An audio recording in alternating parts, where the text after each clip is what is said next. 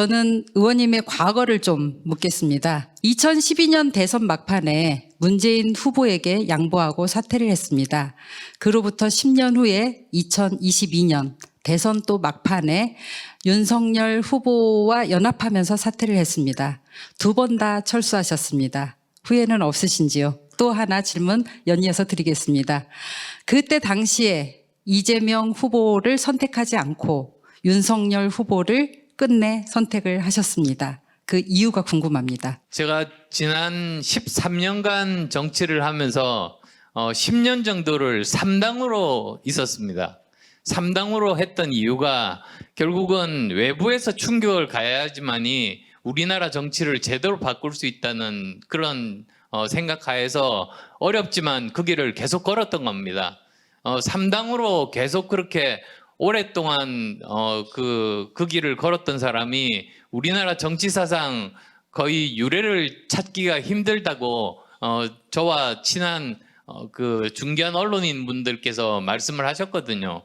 근데 제가 결정적으로 그 2022년에 좀 좌절했습니다. 솔직하게 말씀드리면 뭐냐면 한쪽에는 범죄 혐의자로 지금 분류가 되고 있는 후보가 있고 또 한쪽에는 정치의 경험이 부족한 분이 이제 후보로 계시고 이런 상황에서 저같이 10년 이상 그 당시에는 정치 경험이 있고 3기 미래로 가장 최대의 38석 정당을 만들어서 정치력을 입증한 사람이 후보로 나와 있는데도 3당이라는 이유만으로 선택이 안 되는 겁니다.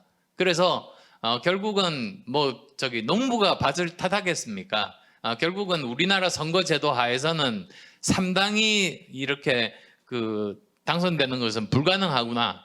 그래서 결국은 범죄 혐의자보다는 정치의 경험이 부족한 사람을 선택을 한 게 그 이유인데요.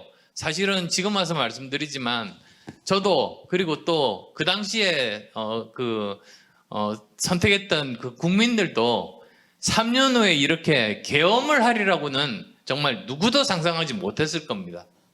네, 아까 말씀 중에 그 범죄 혐의자라는 말씀을 하셨는데요.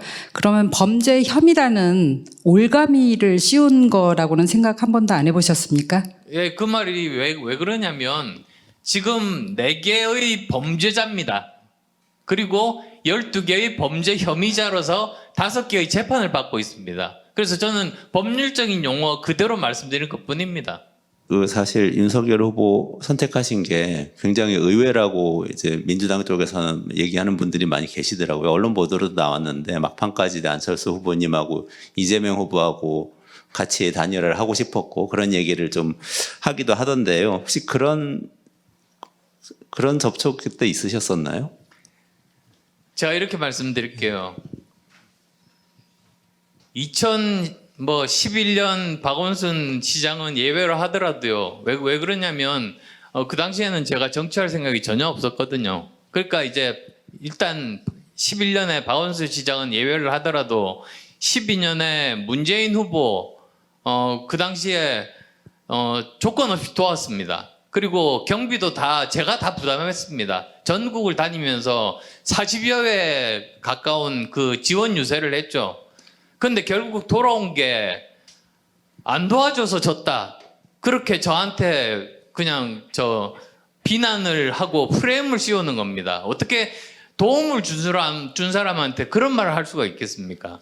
그럼에도 불구하고 그 다음에 또 한번 그 두 당 중에 한 당을 개혁해 보고자 해서 그 당에 들어갔죠. 민주당에 제가 그래서 1년 정도 이제 같이 소속해서 활동을 했습니다만 그 당시에 또 결국은 버림받았습니다. 그래서 결국은 그 당을 나오게 됐고 그래서 10년 동안 3당 역할을 계속한 겁니다. 그래서 그렇게 2번에 걸쳐서 어떻게 더 넓게 보면 3번에 걸쳐서 계속 이렇게 속았는데 어떻게 3번, 4번 속을 수가 있겠습니까? 그러니까 아까는 제가 조금 궁금한 건 사실 범죄 혐의자가 후보자라서 그 연합하기가 좀 어려웠다고 말씀을 하셔서 범죄 혐의자가 아니었으면은 민주당하고 연합을 하셨을까 이런 생각이 충분히 경륜이 있고 연합할 만한 후보가 있었다면 국민의힘이 아니라 민주당을 선택할 수도 있었다라는 말씀이신지가 궁금해서 사실 방금 그 질문을 드렸습니다. 예. 좀 인식의 갭은 있는 것 같아요. 문안연대 이후에 그 쫓겨났다라고 하셨는데 박차고 나간 걸로 인식의 아니요, 갭이 좀 있거든요. 쫓겨났습니다. 제가 쫓겨난 정확하게 근거는 제가 네. 말씀드릴게요. 우선은 제가 뭐 40여 번에 걸쳐가지고 도와드렸는데도 불구하고 제가 안 도와줘서 졌다고 우선은 말을 했죠. 아니 그러면 저 후보 자격이 없는 거죠. 안 도와줘서 진 사람이 어떻게 후보가 됩니까? 우선 그것 자체가 그거는 말이 안 되는 말이고요. 그 다음에 이제 제가 제일 마지막에 그랬습니다. 그 당시에 정말 참패를 했죠. 저기 2번에 걸쳐서 선거 참패를 했습니다. 그래서 제가 요구했습니다. 다시 전당대회를 하자. 근데 그 당시에 이렇게 여론조사를 보면 저는 도저히 그 당대표로 당선될 수가 없었습니다. 당 구조를 봐도 아실 겁니다. 그럼에도 불구하고 그런 것을 통해 가지고 다시 한번 당의 분위기를 쇄신하고 한 번 더 혁신하는 그런 당의 모습을 갖추자.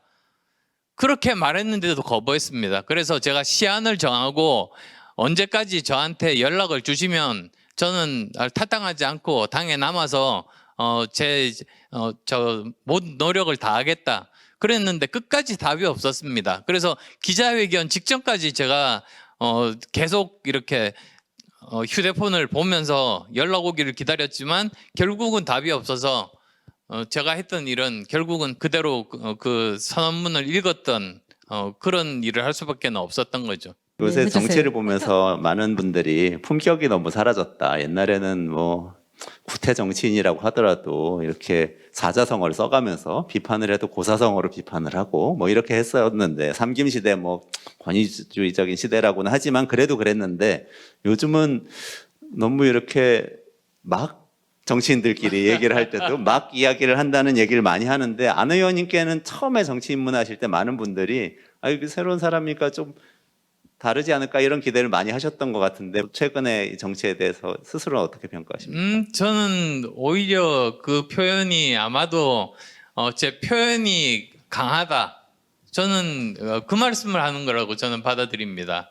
그리고 또 저는 항상 이렇게 사실에 근거해서 그대로 그 사실을 열거하는 그런 식으로 이야기를 하거든요. 그리고 제가 그 이야기를 했던 주체는 저는 이렇게 말씀드리고 싶어요. 달을 가리키고 있는데 왜 손가락을 보느냐? 그 말은 무슨 말이냐면 그때 제가 주장했었던 것은 이재명 대표께서 먼저 인공지능에 대해서 토론을 하자고 먼저 제의를 하셨어요. 누가 시키지도 않았는데. 그래서 이제 저를 포함한 몇 사람이 이제 이재명 대표께서 원하시는 시간이나 또는 장소가 있으면 언제든지 토론할 수 있겠다. 토론하자. 그렇게 이야기를 했는데 일주일 이상 그 이후에 답이 없었습니다.